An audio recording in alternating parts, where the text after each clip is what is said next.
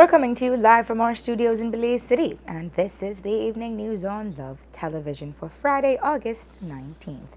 We'll get you started with a look at the stories that are making the headlines for today.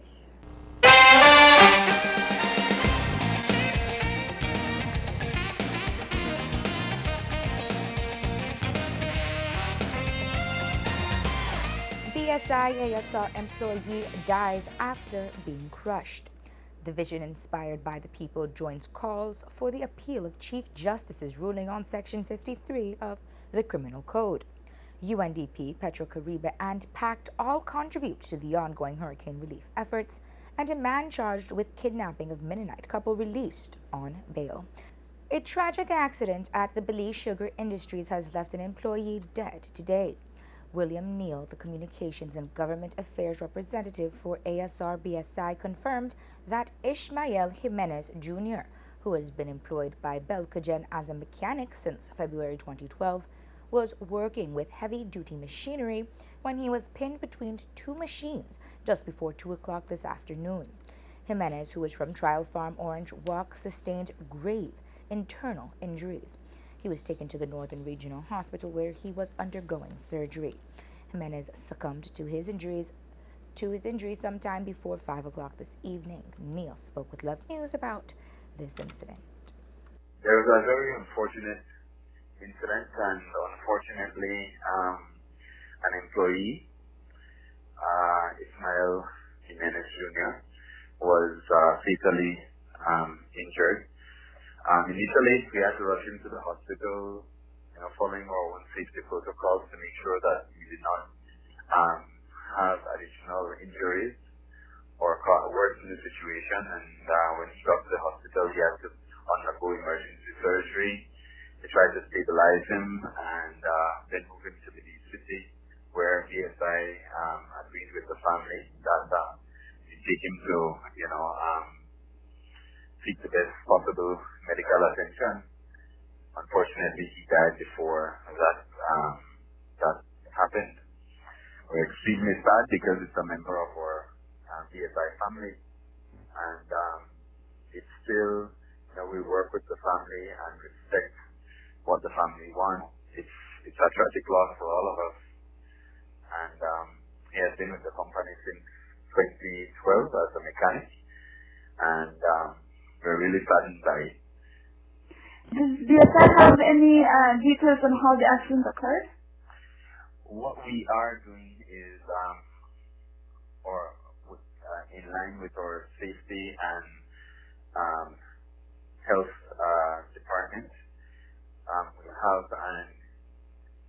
someone come in to actually investigate the entire situation and see what happened, and to make sure that this doesn't ever happen again, because that's the key thing.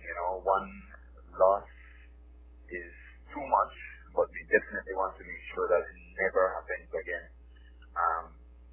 On BSI, so we're going to make sure that it's thoroughly investigated and that we don't have a repeat of this situation. Do you know the machines that he was working with at the time? He works as a mechanic, so it's nothing out of the ordinary, out of his ordinary in terms of his duties. It's just unfortunate that something out of the ordinary happened, and he succumbed to the injuries. So we're really sad about that, and we respect the family and want to make sure that we work with them.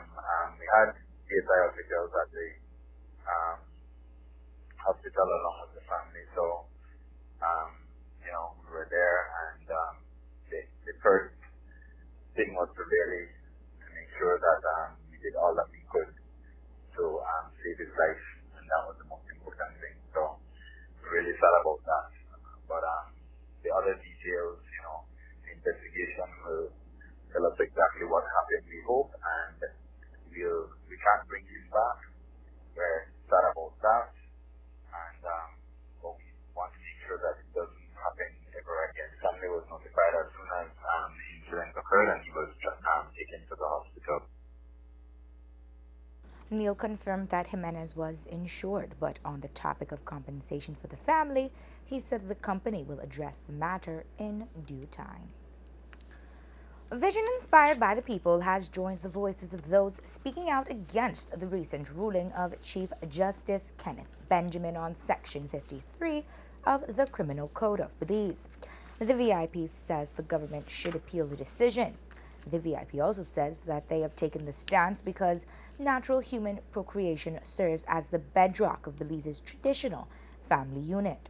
It goes on to say this reasoned stance is in keeping with the VIP's direction on promoting traditional family life environment as one of the 5 critical pillars of national development for an emerging Belize. The VIP states that Belize's legislature of 1981, which enacted the Belize Constitution, always intended that the term sex refers to the gender of an individual citizen and not to the sexual orientation of citizens. The VIP is calling on the current legislatures to clarify and protect by way of legislation the original intention of the Belizean Constitution as it relates to the term sex, which they say will allow Belize's courts to be in a better position to make future decisions in conformity with the spirit of Belize's original Constitution, which is the only document that binds Belizeans as one people. On May 29, 2016, the LGBT flag was hoisted on the compound of the U.S. Embassy.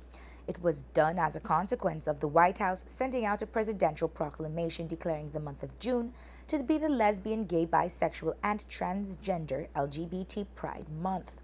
Almost 3 months later, Belize's Chief Justice, Kenneth Benjamin, handed down his ruling as it pertains to Section 53 of the Criminal Code of Belize. The Chief Justice declared the section unconstitutional and ruled that sodomy should be legalized. It is a decision that the Prime Minister, Dean Barros, says the government will not appeal. U.S. Ambassador to Belize, Carlos Moreno, spoke of the ruling and the government's decision on that matter. I think Chief Justice Benjamin's opinion is a landmark, trend-setting decision.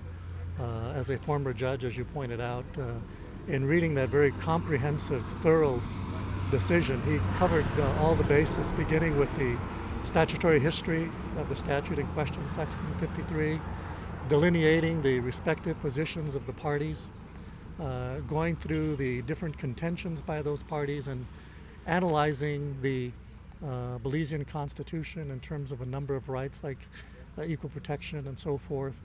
Also elucidating on international treaties and drawing upon international law in support of his ultimate ruling. I think that in particular, distinguishing between his obligation to follow the rule of law as delineated in the Constitution and distinguishing that from the so-called morality issues, which I think are taken into consideration when any kind of statute is enacted, but to really establish and make clear the distinction between rule of law and religious doctrines and so forth. So his conclusion, I think, really speaks loudly and clearly for human rights. One thing that I noted, I think the Prime Minister noted, was that this decision, and the statute in particular, impacted both homosexual and heterosexual couples that prohibited consensual acts or crimes against nature. So I think it's really a victory for all Belizeans, and particularly consenting adults. So as I said, I think the decision is a precedent setting. I think people in the Caribbean and Latin America are watching this decision. And I think the legal system of Belize and the people of Belize should be justifiably proud of this landmark decision.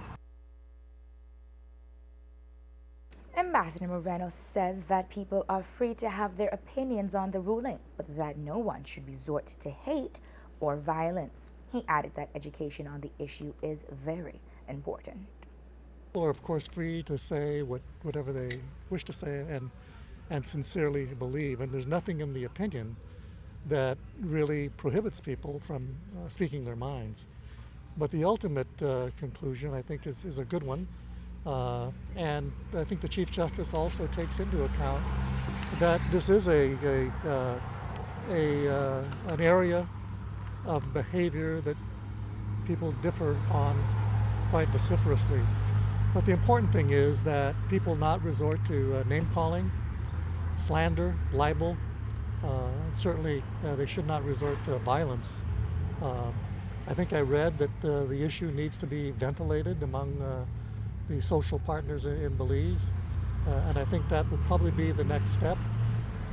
And I think, as the Prime Minister also indicated, he said that we need to educate the public as to what the statute prohibited and what this decision actually means. And I think that process will continue. Social change like this moves very slowly. Sometimes it takes generations. I've certainly seen that in the United States with respect to prohibitions against interracial marriage, and certainly with respect to protection against classes like based on sexual orientation. Society is evolving, and I think this decision is just part of that natural course of evolution. But we should always maintain respect for all sides, whatever their point of view is on this particular issue. The United Nations Development Programme, UNDP, along with the United Nations High Commissioner for Refugees, UNHCR, donated $100,000 Belize worth of materials and supplies to the National Emergency Management Organization and to the City Emergency Management Organization this morning to aid in hurricane relief efforts. Deputy Resident Representative for UNDP, Karen Bernard, spoke with us about the donation. Well, after Hurricane Earl hit Belize several days ago, a UN system, United Nations, was concerned about the impact on people, especially the people who live in housing that's more fragile and the people who had some of their roofs destroyed and lost some of their belongings. So we mobilized to try to get some funding quickly. We have a small donation. In this case, it's an amount of $50,000 altogether, half of which is being delivered by UNDP, specifically in Belize City and Ladyville area. Now, the other half would be delivered by my sister agency, UNHCR, in another part of the country where they tend to work. Just trying to deliver some items, roofing, repair materials, also some mattresses, household cleanup kits, so that people can start to get their lives back to normal.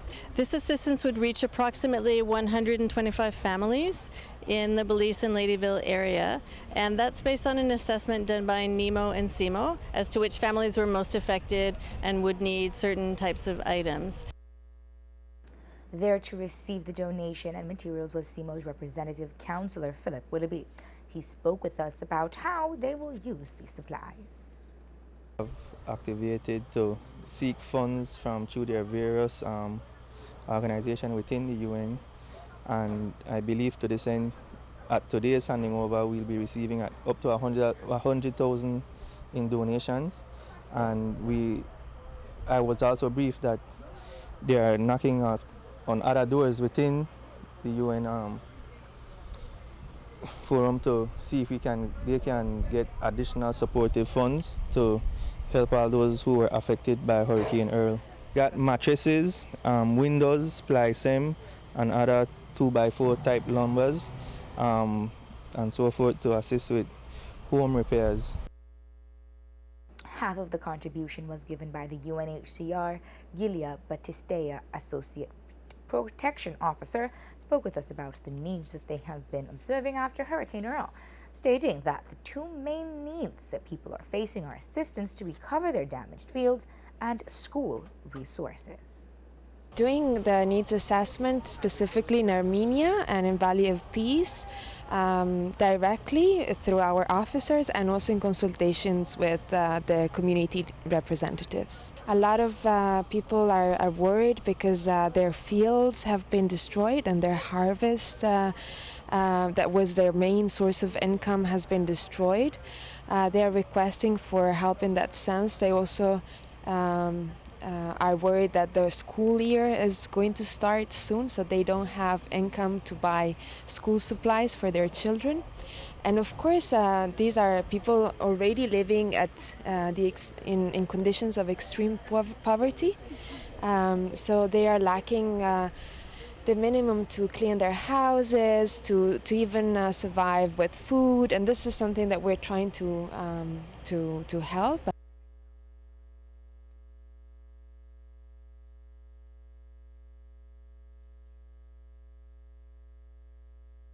The handover was conducted at Militia Hall on the George Price Highway. On Thursday, the Belize Red Cross received a donation to continue the work they have been doing to provide continued relief to victims of Hurricane Earl. The $40,000 donation was from the Protected Areas Conservation Trust, PACT, and was handed over by Chair of the Board, Dr. Colin Young. As you know, Hurricane Earl created extensive damage throughout Belize, and it impacted significantly numerous families. As a result of the great need that existed, the Board of Directors of PACT felt it important for us to contribute towards the relief efforts. And based on that need, the board approved a total of $100,000 for hurricane relief, of which $40,000 is earmarked for the Belize Red Cross to use to procure school materials for needy students. These can cover books, pencils, pens, uniforms, and so on, because of the impact where some families lost everything. The other $60,000 is being used to assist our co-managers who manage our protected areas on behalf of the government and people of Belize. Many of them receive impact to their visitor centers and their trail systems, many trees that are down, and also to assist in fire prevention during the dry season. So that is what the $100,000 covers. Director of the Belize Red Cross, Lily Bowman, said the donation will go a long way in assisting them with their ongoing work. Another donation. I'm so happy for our people. More help coming for them. This donation in particular is towards school supplies and the needs of school children to get them ready and get back to school. As you heard Dr. Young, he mentioned that $10,000 will be invested in notebooks, giving facts about PACT. So we'll be putting that along with other school supplies and expenses. We have not sat down to talk exactly how what exact materials we'll be putting in, if it will be school bags and supplies or it will include uniforms. So we have to sit down as a team and see where exactly the need is. But it's definitely going into the children's education preparedness. Petro-Caribe gave a donation to 2 agencies this afternoon to help with hurricane relief efforts. The Belize City Council received an amount of $25,000 and the Belize Red Cross received $7,500. Chairman of Petro-Caribe, John Mencias, stated that they want to assist the people in need as a result of the hurricane as a form of social responsibility. We are simply here as a good corporate citizen to try to help in the relief and recovery efforts, and we know that the Belize City Council and the Belize Red Cross has been right in the thick of things, and so we felt that we should give a small contribution.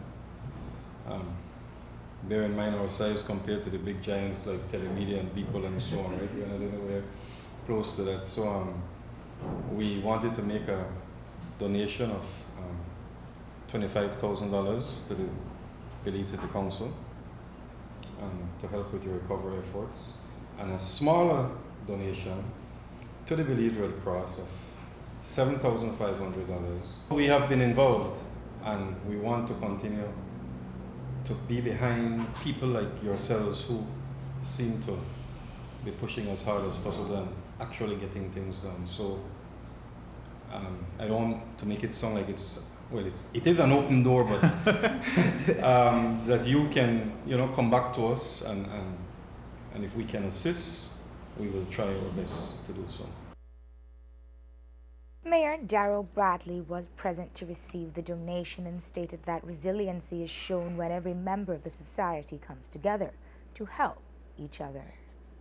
Resilience really comes from the community. It comes when all stakeholders come together to lend a helping hand. And in this particular case, members of the business community and you as a business leader showing your willingness to lend a helping hand to those most vulnerable within our community. Director of the Belize Red Cross, Lily Bowman, spoke about the number of families that have been assisted by the Red Cross so far. Red Cross to be able to reach in 2 weeks 3,036 people or 815 families. and have literally assisted 41% so far, and we continue every day. I think this will go a long way. Just like all the other donations we've gotten, we will put this, if you don't mind, into our cash transfer program, because what that has been doing is really giving the affected families that flexibility and that dignity to go and get what they believe is their priority, put it into their priorities. And it has been received well. We have worked so far in the Ladyville, as assigned by NEMO, in the Ladyville area of Japan, in Lord's Bank, in Belama Phase 4. We asked for that area, and we worked in there. We also went up to Vista Del Mar. We called it Part 1 and Part 2. And we're in Mescal today, and we'll be going to the Belize River Valley. We have a plea from Crooked Tree to go in there. So there's a lot of work more to be done. Mencius stated that the amount given to the Red Cross is a part of an ongoing program that they have with the agency and different initiatives in the community. Today, the U.S. Ambassador Carlos Moreno told the media that the embassy is in the process of providing disaster relief aid to the country. We're in the process of compiling the various forms of assistance, some of which I believe will come from this very unit that organized this event today at the Military Liaison Office of Southcom. They will be, we have proposals going forward to provide hurricane assistance. And initially, USAID, the Office of Foreign Disaster Assistance, provided the necessary funds for the day after flyovers that were conducted. We also provided hygiene kits and a water filtration equipment to Bullet Tree Falls on the west side. And we have other proposals that I anticipate will be approved by the State Department. As the ambassador, I have certain discretionary authority, and as we speak, this morning I signed a memo or a cable, as we call it, requesting approval of specific forms of assistance. I should note that we're working very closely in hand with Lily Bowman at the Belize Red Cross, and she's working with NEMO. So we are in the picture, and we intend to comply with fulfilling our obligations as requested by the Prime Minister. Assistance has come from Taiwan, the European Union, the Caribbean Development Bank, as well as local businesses in the private sector. Esophageal atresia is a disorder of the digestive system and where the esophagus is not fully developed, which therefore disrupts the linkage from the mouth to the stomach. It is a congenital defect, meaning that it occurs before birth. Cassia August and Shahid Richie are the parents of twin babies that were born recently. One of them has been diagnosed with esophageal atresia and was transferred from Dangriga to the Carl Heuschner Memorial Hospital in Belize City. The baby was airlifted with his mother today to travel abroad for urgent attention. We spoke with the parents today.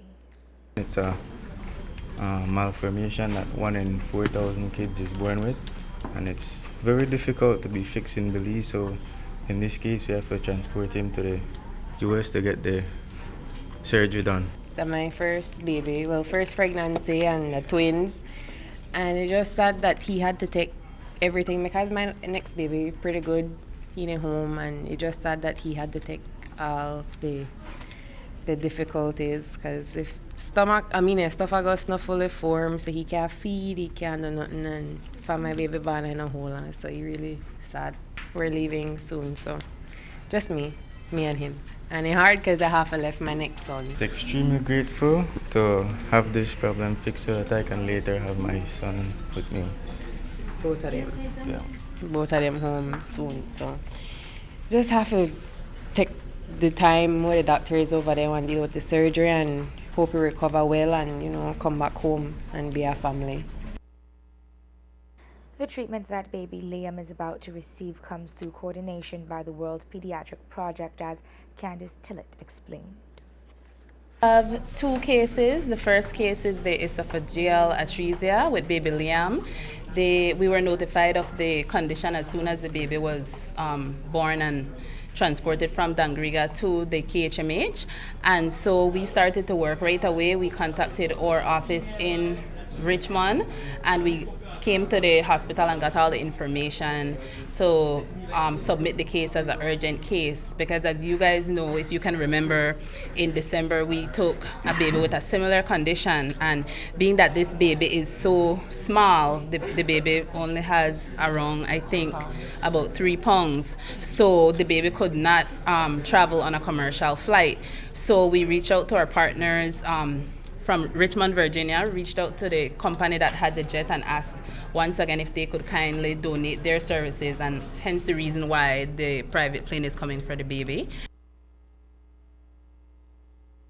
Camille Ferguson, who is also attached to the World Pediatric Project, spoke of another baby who is heading abroad for medical attention. The second case that we have is she has laryngeal polyps. She is 10 months old, going on 11, and she has them growing in her airway, obstructing her breathing. So, well, to make sure that she continues living, that she has a better quality of life, she's going to get the surgery done in the States. And coincidentally, we had these two coming, well, they're leaving together today so they can support each other throughout the entire treatment. Through World Pediatric Project, we ensure that all our kids are always well taken care of and that they get the best attention, but it's extremely rare that we get private jets flown in for our patients unless it is an extreme emergency, like this one that was arranged within a week. The World Pediatric Project has been known to aid in having medical teams come to Belize to conduct various medical sessions ranging from surgeries to physical therapy. Ryan Rayburn, who was remanded to prison on 2 counts of kidnapping, was released on a bail of $8,000 that was offered to him today by Justice John Gonzalez. The bail was offered on the condition that Rayburn surrender all his travel documents to the clerk of court, that he reports to Belmopan Police Station every Friday, that he attends court on each and every adjourned date, and that he does not interfere with witnesses for the prosecution. Rayburn is alleged to have kidnapped Mennonite Lloyd Friesen and his wife. Rayburn was represented by attorney Herbert Panton, while the Crown was represented by Crown Counsel Rene Montero. Over 6 dozen firemen from around the country concluded a 5-day training in collaboration with their counterparts from the Puerto Rico National Guard fire team. This training was the second phase of the partnership between both agencies under the U.S. Embassy Belmopan Mission Strategic and Resource Plan, as well as the U.S. Southern Command Theater Security Cooperation Plan.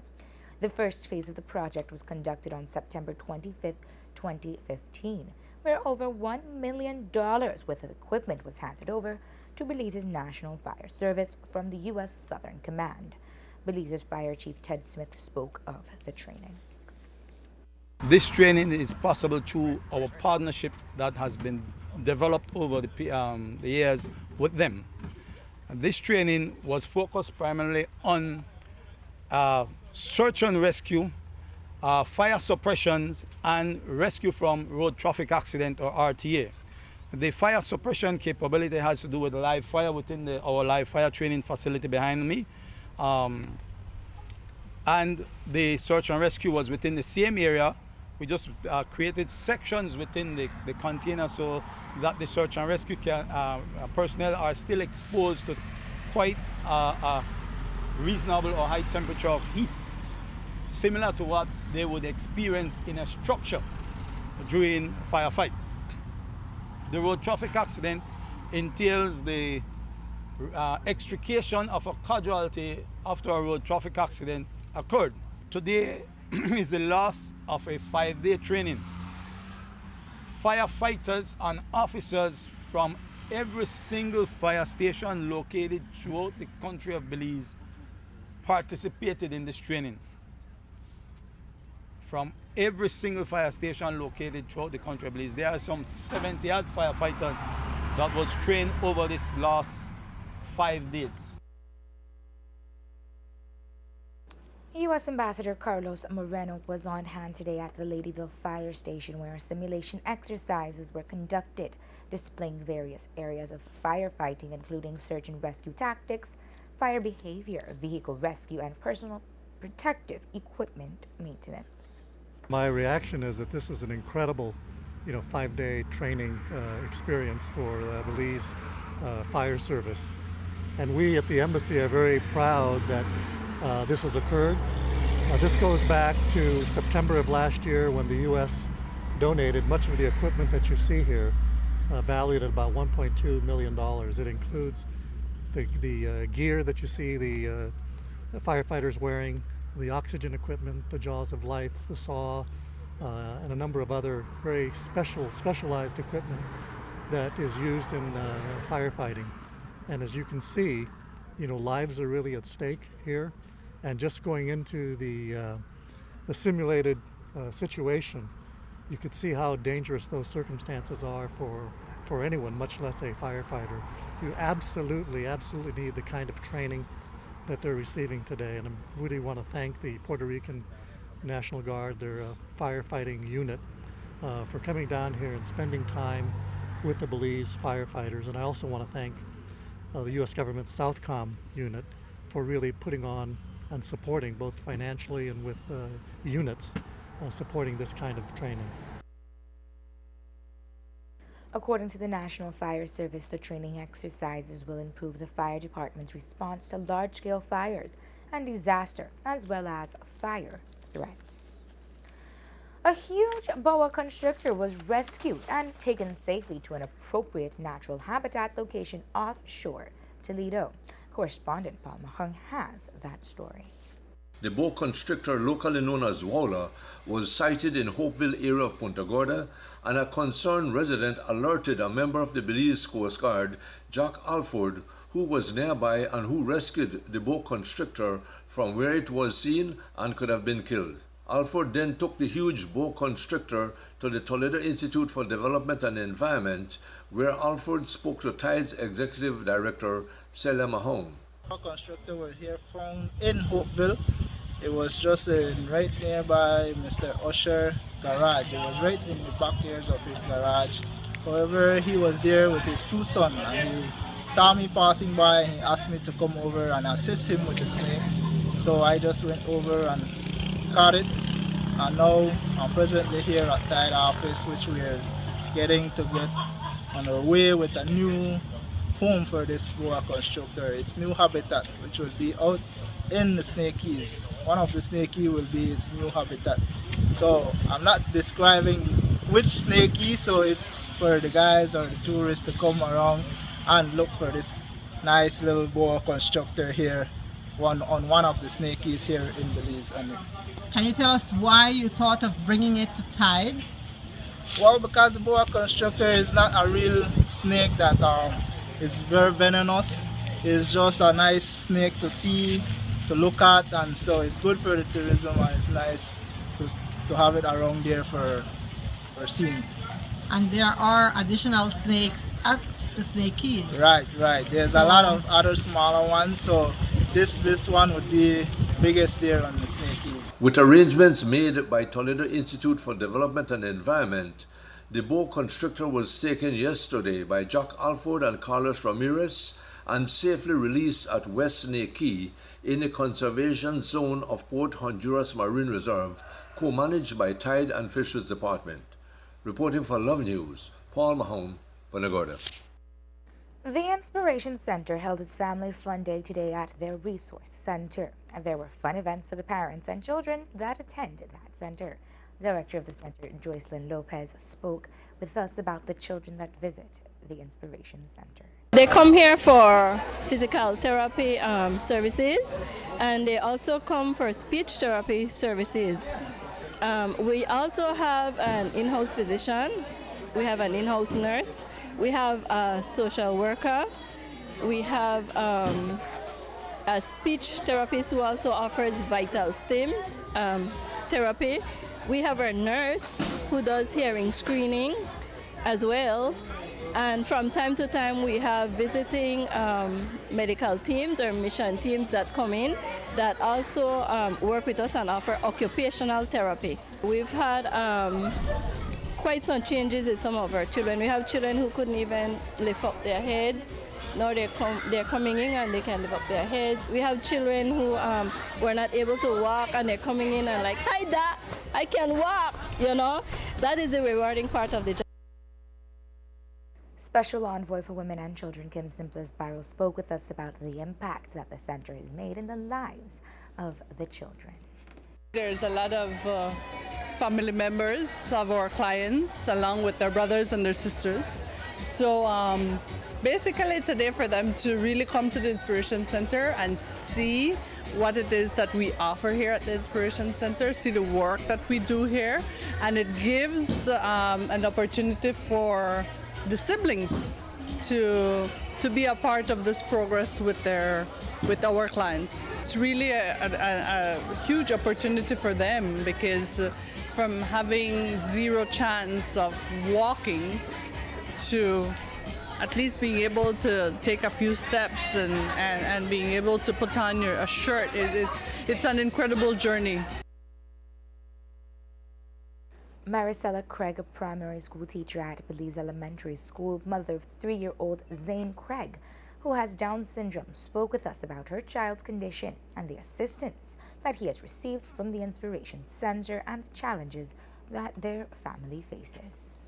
My son has Down syndrome. He was diagnosed at birth.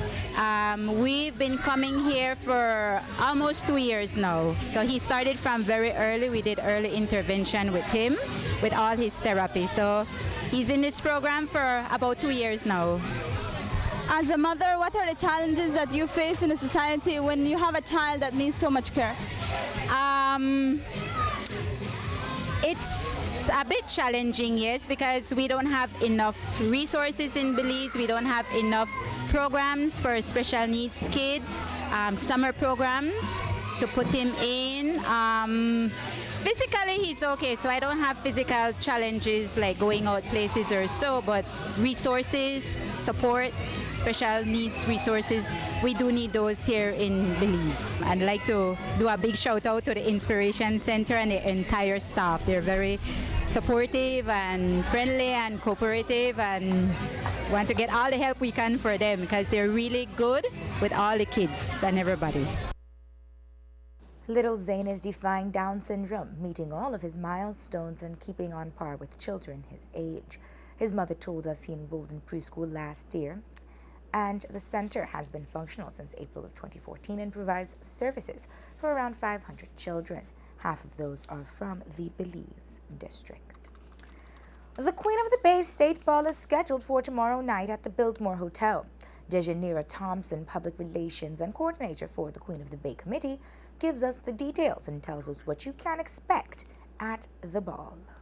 We'll be having our queens from the 90s, from 1971, I think is the oldest one we have, and then up to the recent one, Queen 2015, and it's basically the sashing ceremony, but we want to include all of our queens because once a queen, always a queen, you know. And it's going to be under the patronage of the Governor General, Sir Colville Young and Lady Young. And, you know, it's all about royalty, elegance, and there, after the red carpet, we'll have all the queens that are present go up on stage and they'll say a word or two, say what it was like. Then we'll have the sashing. And then we'll have a dance after by Belizean artists. For example, Ernest Main, Sam Hamilton, and Denise Castillo. Tickets are on sale for $100, and that includes a 3-course meal and a complimentary drink and photographs. Our thought conditioner for today is from Amit Ray. It reads, quote, "It does not matter how long you are spending on Earth. how much money you have gathered or how much attention you have received. It is the amount of positive vibration you have radiated in life that matters. End of quote. This has been the Evening News on Love Television, and we invite you to log on to our website at www.lovefm.com for transcripts of our news stories. We thank you for watching and hope you have a safe and enjoyable weekend. I am Taryn Butcher.